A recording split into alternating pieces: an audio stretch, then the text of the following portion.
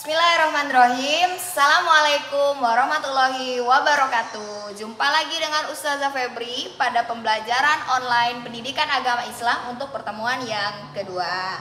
Baik anak-anak, apa kabar semuanya? Semoga sehat selalu. Hari ini Ustazah akan menyampaikan materi mengenai surah Al-Kafirun bagian yang kedua. Sebelum kita memulai pelajaran, marilah kita melafazkan basmalah. Bismillahirrahmanirrahim.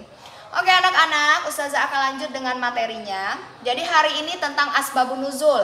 Sebenarnya materi tentang asbabun nuzul ini sudah Ustazah jelaskan di hari Selasa kemarin, tetapi akan Ustazah jelaskan secara detail ya anak-anak. Jadi asbabun nuzul itu berasal dari bahasa Arab. Asbabun itu artinya sebab, nuzul itu diturunkannya. Jadi asbabun nuzul artinya sebab diturunkannya. Diturunkan apa? Surat Al-Kafirun ya. Jadi asbabun nuzul surat Al-Kafirun adalah tentang kafir Quraisy yang lagi-lagi membujuk Nabi Muhammad untuk bertukar peribadatan ya. Bertukar peribadatan selama 1 tahun. Jadi Nabi Muhammad disuruh oleh kafir Quraisy untuk melakukan ibadah mereka, dan mereka juga berjanji akan mengikuti ibadahnya Nabi Muhammad. Dengan dengan iming-iming juga, dengan iming-iming nanti Nabi Muhammad dikasih tahta, kemudian dikasih wanita, kemudian dikasih harta, tetapi Rasulullah tidak mau. Kemudian diturunkanlah surat Al-Kafirun. Yang diturunkan surat Al-Kafirun oleh Allah Subhanahu wa taala juga mematahkan ajakan atau bujukan kafir Quraisy tersebut ya. Nah, selanjutnya kita akan berbicara tentang kandungan surat Al-Kafirun. Di sini Ustazah akan menjelaskan beberapa saja ya. Yang pertama, kandungan dari surat Al-Kafirun itu adalah penegasan bahwa Tuhannya Nabi Muhammad, Tuhannya umat Islam itu adalah Allah Subhanahu wa taala ya, hanya Allah Subhanahu wa taala, tidak ada patung, tidak ada berhala dan apapun ya. Jadi kita tidak boleh menyembah apapun selain Allah Subhanahu wa taala. Kemudian kandungan surat yang kedua, kandungan surah Al-Kafirun yang kedua adalah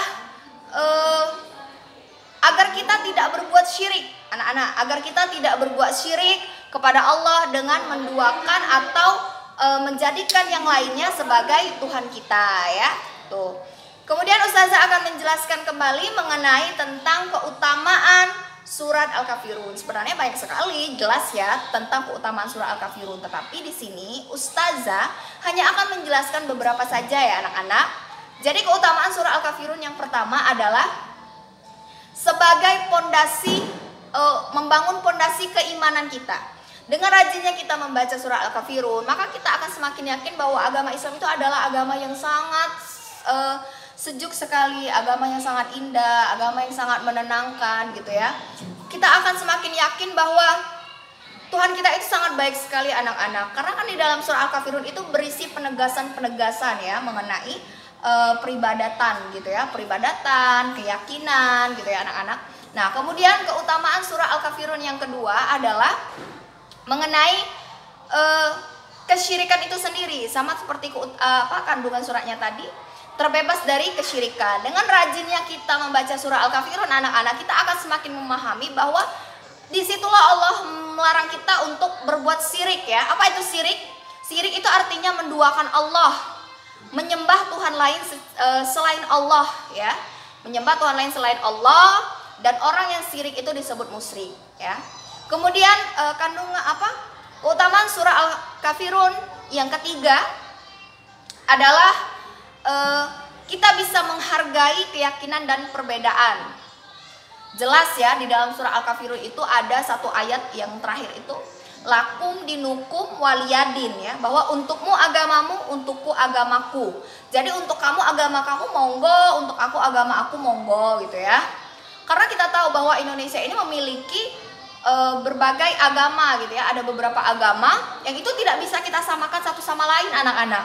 Agama ini begini, agama ini begitu ya. Kemudian kita tidak bisa memaksakan mereka untuk mengikuti agama kita, untuk mengikuti ibadah mereka, tidak bisa. Tapi yang jelas kita tidak boleh menghina Tuhan mereka, kita tidak boleh menghina tata cara ibadah mereka, itu tidak diperbolehkan ya. Yang jelas kita agama kita dengan peribadatan kita, dengan ibadah kita tidak boleh dicampur adukan dengan agama mereka ya. Nah, itu saja materi yang bisa Ustazah sampaikan untuk pertemuan hari ini anak-anak. Dan jangan lupa Ustazah akan memberikan soal sekarang. Ada 5 soal. Kalian bisa ingat-ingat atau kalian bisa putar ulang di video Ustazah yang hari Selasa kemarin. Silakan kalian catat di buku agama kalian ya. Oke, Ustazah mulai. Yang pertama, surat Al-Kafirun artinya adalah titik-titik. Oke, sudah kalian catat? Yang kedua, surat Al-Kafirun merupakan surat yang keberapa di dalam Al-Quran? Sudah? Oke. Yang ketiga, surat Al-Kafirun memiliki berapa ayat? Udah? Oke, pinter. Yang keempat, surat Al-Kafirun merupakan golongan surat titik-titik. Oke, Ustazah yakin kalian pasti tahu jawabannya. Dan yang terakhir, soal yang kelima, lakum dinukum waliyadin, lafaz tersebut terdapat dalam surat Al-Kafirun ayat keberapa? Oke anak-anak, hanya 5 soal dari Ustazah untuk pembelajaran hari ini ya. Hanya 5 soal. Jadi tugas kalian hari ini ada 2. Yang pertama, kalian mencatat apapun yang Ustazah sampaikan di video kali ini. Kemudian tugas yang kedua adalah mengerjakan 5 soal tersebut. Kalau kalian sudah mengerjakan, kalian bisa fotokan, kemudian kirim ke WA Ustazah seperti biasa ya. Dan Ustazah harap kalian bisa mengerti, kalian bisa paham. Jangan lupa dihafalkan surah Al-Kafirun, karena hari Selasa nanti kita akan video call untuk setor hafalan. Bagi yang belum hafal, silakan dihafalkan. Bagi yang sudah hafal, berarti kalian tinggal murojaah atau mengulang hafalan saja ya anak-anak. Oke anak-anak, tetap semangat belajar di rumah, tetap menjadi soleh dan soleha. Kita doakan semoga corona ini segera berlalu dan kita bisa berkumpul bersama, belajar bersama dengan Ustazah Febri.